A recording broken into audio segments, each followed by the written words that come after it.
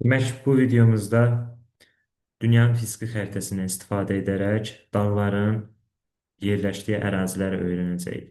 Birinci başlayaq dünyanın ən hündür zirvəsi olan Himalay sistemindən. Himalay dağları ən yüksək zirvəsi Everest və ya Conmolungma zirvəsidir. Təxminən 6 dənə ölkənin ərazisini təşkil edir və hündürlüyü də 8848 metrdir. Və ən hündür zirvəsi Nepal ərazisindədir. Dağ əmələ gəlmə mərhələsi isə Alp qırşıqlığına aid edəcək. İkinci dağımızın adı Qaraqorum zirvəsidir. Qaraqorum zirvəsinin ən yüksək zirvəsi ilə Çoqori zirvəsidir. 8611 metr. Bu dağlar da cavan dağlar hesab olunur. Alp qırşıqlığına aiddir. İkinci dağlarımız burada Pamir dağlarıdır. Pamir dağların ən hündür zirvəsi Konqurdur. 7719 metr və alp qırşığına aiddir. Sonra Hindukuş dağlarımız var. Hindukuş dağlarında ən hündür zirvəsi Tirismir Doruk'dur. O da 7708 metr. Bu dağlar da alp qırşığına aiddir. Sonra Qələbə piki var. Tian Shan dağların e, ən yüksək zirvəsidir. 7439 metr. Tian Shan dağları da bilirik ki, Kaledon Hirsin, yəni Paleozoy erasında yaranıb, lakin Kaynezoyda yenidən fəallaşmaya məruz qalıb. Və bu dağlara əlavə olaraq da Altay, Sayan dağlarını əlavə edə bilərik ki, Paleozoyda yaransa da Kaynezoyda yenidən fəallaşıb, ona görə qırşıq faylı dağlar sisteminə aiddir.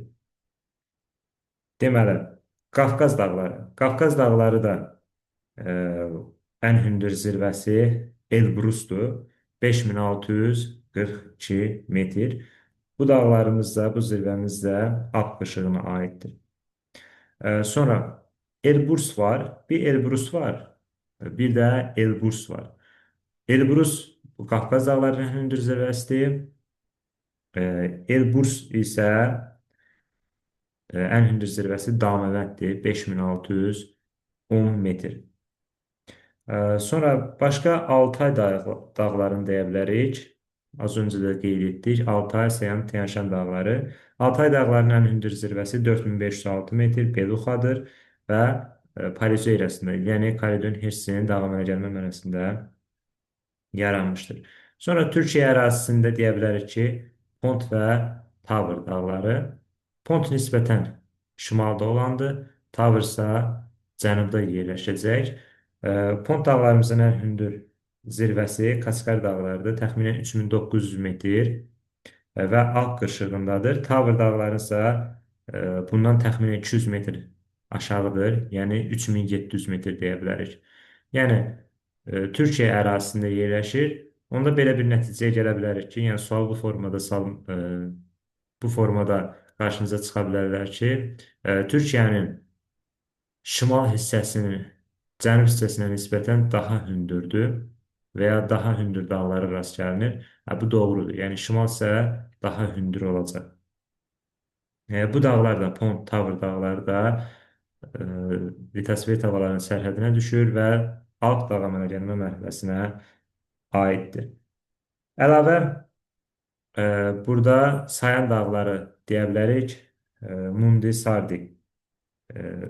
Bu dağlar da dedik ki, Paleozoy erasında yaranıb və Kaynezoyda yenidən fəallaşmaya məruz qalmışdır. Sonra burada Verxoyanska silsiləsi var. Verxoyanska silsiləsinin də hündürlüyü təxminən 2500 metrə qəbul edilir. Verxoyanska silsiləsi Mezozoy erasında əmələ gəlmişdir. Bundan əlavə Azərbaycan ərazisində də bir çox silsilələr var. İndi biz Azərbaycan ərazisini hələ ki öyrənmirik, dünyanı öyrənirik. Ona görə onu gələn dəfə növbəti dərs izahlarımızda deyərik. Sonra Alp dağları, Avropa qitəsində Alp dağları var. Ən hündür zirvəsi Mont Blanc'dır, 4807 metr. Bu dağ da Alp dağ əmələ gəlmə mərhələsində, yəni Kaynezoy erasında yaranmışdır. Bundan əlavə Piriney dağları deyə bilərik. Pirney dağlarında ən hündür zirvəsi Aneto pikidir. Hündürlüyü 3404 metr. Sonra burada təxminən bir 3000 metrə yaxın olan Apenin dağları, eyni zamanda Balkan dağlarını da deyə bilərik. Sonra burada Karpat dağlarımız var. Karpat dağları da ən hündür zirvəsi Qerxovskidir, 2655 metr. Sonra Skandinaviya dağlarını deyə bilərik. Skandinaviya dağlarının da ən hündür zirvəsi e, deməli Qalxanpikkendir, 2469 metr. Onu da qeyd edək ki, burada Pirneydir, Apenindir, Balkandır, e, sonra Dinar dağlarıdır. Karpat dağları, Alp dağları. Bu dağlar litosfer havaların sərhədinə düşür. Cavan dağlar hesab olunur. Alp dağ əmələ gəlmə mərhələsinə aiddir.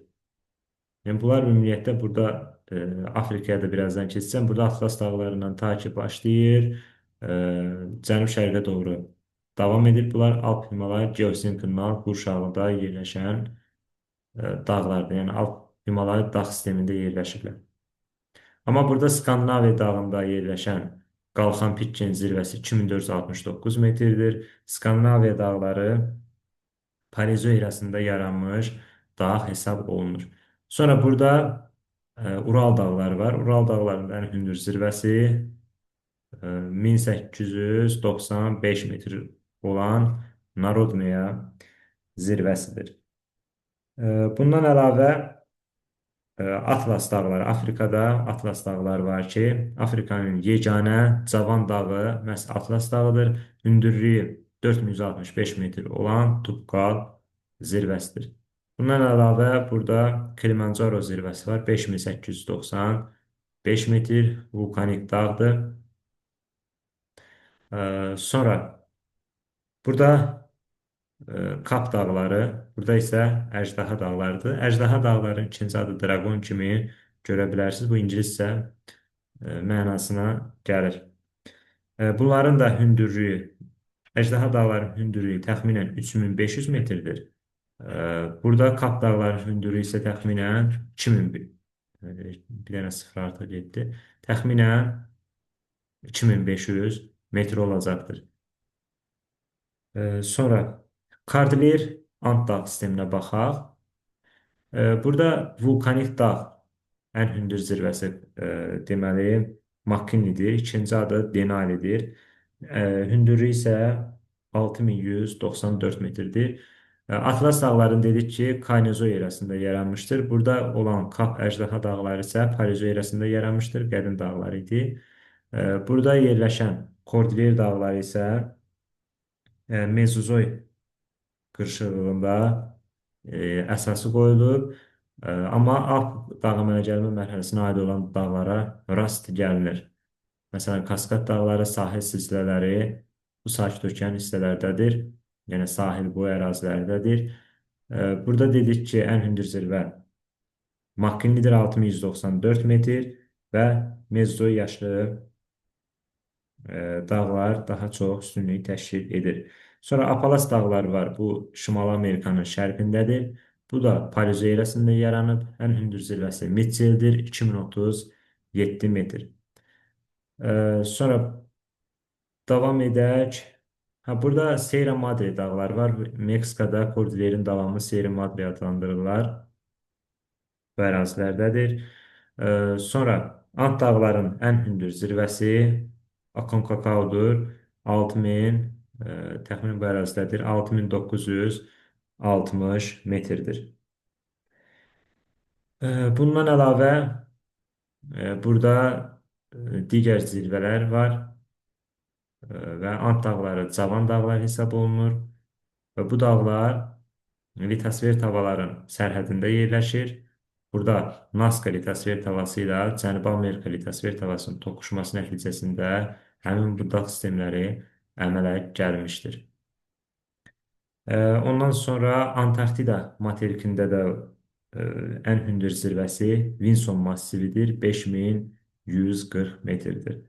Həmin Vinson massivi də Alp dağ əmələ gəlmə mərhələsinə aiddir. Mövzumuz bura qədərdir. İzlədiyiniz üçün təşəkkürlər.